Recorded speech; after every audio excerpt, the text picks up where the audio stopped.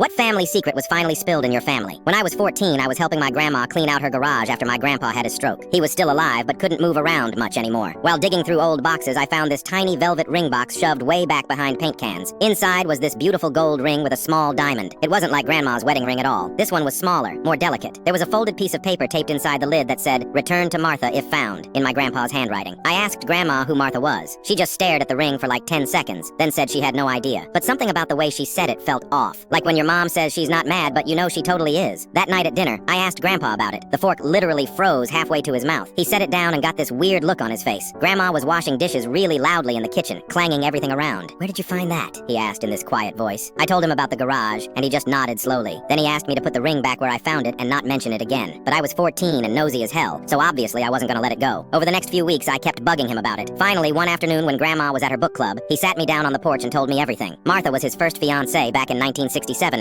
right before he got drafted for Vietnam. They were supposed to get married when he came back. He showed me this old photo of her. She was gorgeous, with long dark hair and this amazing smile. While he was overseas, they wrote letters constantly, every single week. But then suddenly, her letters stopped coming. The last one he got said she thought he was dead because his unit got hit hard and she hadn't heard from him in a month. She said she was moving on and getting married to someone else. He was completely heartbroken. When he came home in 1969, he was a mess. That's when he met my grandma at a bus station. She was working there, and he was trying to figure out where to go next since his hometown felt too painful. They talked for hours that first day. She was kind and funny and didn't ask about the war. 6 months later, they were married. But here's the crazy part. In 1974, 5 years after he married Grandma, Martha tracked him down. She found out he wasn't actually dead and that she'd made a huge mistake. Her marriage had fallen apart, and she'd never stopped thinking about him. They met for coffee once, just once, at some diner 2 towns over. Nothing happened, he swore to me. They just talked and cried a lot. But before she left, she gave him back the engagement ring he'd given her before the war. She said she wanted him to keep it, just in case he ever changed his mind. He never told Grandma about the meeting. He said he loved her completely, but there was always this tiny part of him that wondered what his life would have been like with Martha. The ring was like this physical reminder of the path he didn't take. I sat there not knowing what to say. My grandpa, who I thought had this perfect love story with Grandma, had been keeping this secret for 30 years. A week later, I did something that probably sounds crazy. I looked up Martha online and found her address. She was living alone in Oregon, never remarried. I wrote her a letter explaining who I was and that I'd found the ring. I included a picture of it and asked if she wanted it back. 3 weeks later, I got a letter back from Martha. She said she cried when she saw the photo and that yes, she would love to have it back. She also included a picture of herself now, still beautiful, just older. I mailed her the ring without telling my grandparents, but Martha did something I wasn't expecting. She wrote another letter, this time addressed to my grandpa. She thanked him for keeping the ring safe all these years and said she finally had closure. She also said she was glad he'd found happiness with Grandma and had such a wonderful family. When that letter arrived, Grandma opened it first since Grandpa was napping. I watched her read it from the kitchen table. Her face went through like 5 different emotions. When Grandpa woke up, she handed him the letter without saying a word. He read it, looked at her, and just started crying. Not sad crying, but like relief crying. They talked for hours that night. I could hear them from upstairs. The next morning, Grandma made his favorite breakfast and they seemed closer than ever.